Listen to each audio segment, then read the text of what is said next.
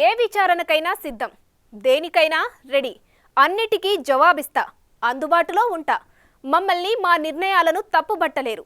ఇది ఇన్నాళ్లుగా కేసీఆర్ విసిరిన డైలాగులు. సీన్ కట్ చేస్తే ఇప్పుడు గులాబీ బాస్లో టెన్షన్ క్రమక్రమంగా మొదలైందంటున్నారు. అందుకే విద్యుత్ కమిషన్ను రద్దు చేయాలని ఏకంగా సుప్రీంకోర్టు వరకు వెళ్లారు. అదేంటని అడిగితే అదంతే అంటున్నారు. ఏకపక్షంగా విచారణ జరుగుతుందంటున్నారు. ఆధారాలు క్రాస్ చెక్ చేసుకొని కౌంటర్ మాత్రం ఇవ్వలేకపోతున్నారు. మరి ఏం జరగబోతుంది?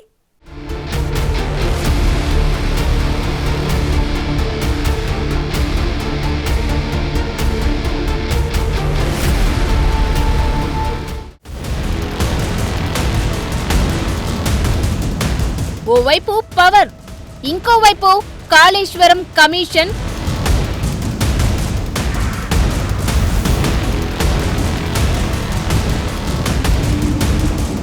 జ్యుడిషియల్ విచారణలతో కేసీఆర్ పరేషాన్.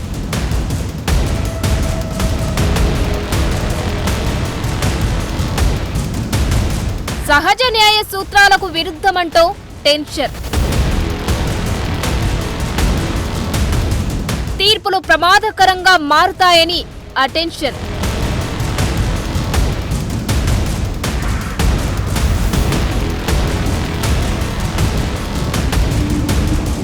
స్టే తెచ్చుకునేందుకు కోర్టుల్లో పిటిషన్.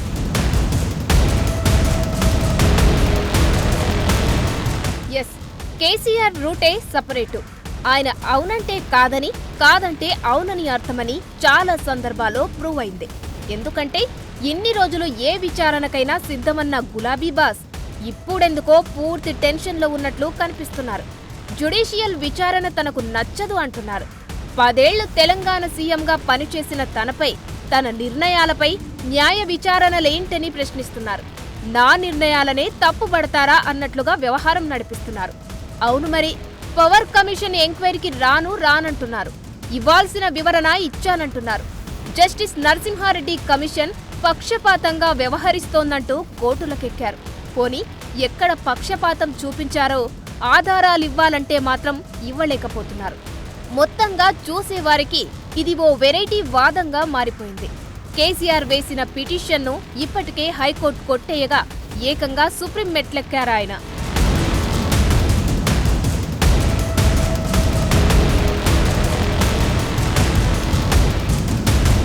అసలు కేసీఆర్ ఏం ఆలోచిస్తున్నారు? విచారణలకు సహకరించకుండా ఎందుకు వెనకడుగు వేస్తున్నారు? విచారణకు వెళ్తే ప్రమాదమనుకుంటున్నారా? బ్యాక్గ్రౌండ్లో అసలేం జరుగుతోంది? తప్పు లేకపోతే ఎందుకు చెప్పుకోలేకపోతున్నారు?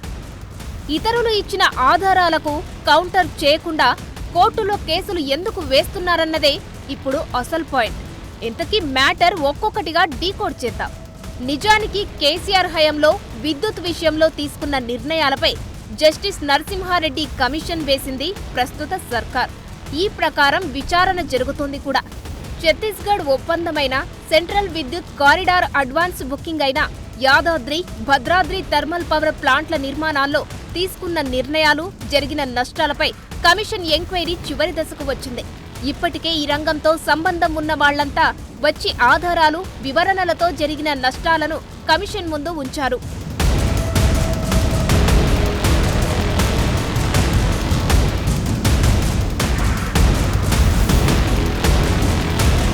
ఈ మొత్తం ఎపిసోడ్లో అసలు మ్యాటర్ ఏంటంటే కేసీఆర్ విచారణ కమిషన్ ముందుకు వచ్చి పూర్తి ఆధారాలు ఇవ్వాలని ఆదేశించింది.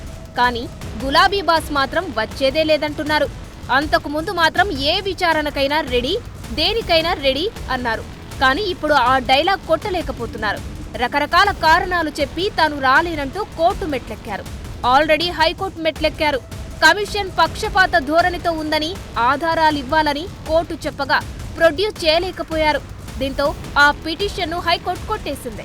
సేమ్ అదే ఇష్యూతో కేసీఆర్ జూలై 9న సుప్రీంకోర్టులో పిటిషన్ వేశారు. సో జస్టిస్ నరసింహారెడ్డి కమిషన్ ముందుకు వెళ్లే ఇంటెన్షన్ గులాబీ బాస్లో అస్సలు కనిపించడం లేదు.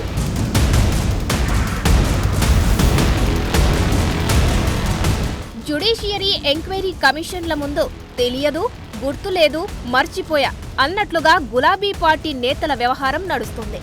సహజ న్యాయ సూత్రాలకు విరుద్ధంగా కమిషన్ను ఏర్పాటు చేశారని వెంటనే విచారణ నిలిపివేస్తూ ఆదేశాలు ఇవ్వాలని గతంలోనే హైకోర్టులో పిటిషన్ వేశారు కేసీఆర్.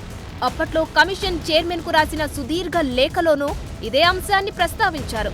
నాటి బీఆర్ఎస్ ప్రభుత్వం విద్యుత్ కొనుగోళ్లు జరపడం తప్పు కాదని, ఇప్పుడు కొనుగోళ్లపై విచారణ చేయడమే తప్పు అని, విచారణ నుంచి తప్పుకోవాలని కమిషన్ చైర్మన్ జస్టిస్ నరసింహారెడ్డికి రాసిన లేఖలో కేసీఆర్ డిమాండ్ చేశారు. హైకోర్టులో వేసిన పిటిషన్లోనూ జస్టిస్ నరసింహారెడ్డిపై కేసీఆర్ పలు ఆరోపణలు చేశారు. పక్షపాత ధోరణితో వ్యవహరిస్తున్నారని, ముందే ఓ నిర్ణయానికి వచ్చి మీడియాకు లీకులు ఇస్తున్నారని పిటిషన్లో ప్రస్తావించారు.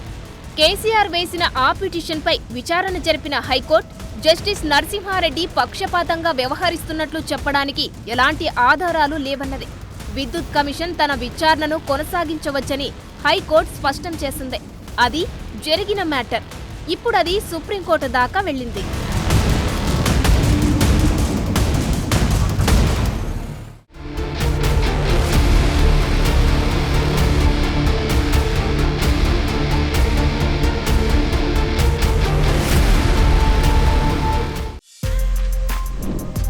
For more videos like this, subscribe Big TV channel.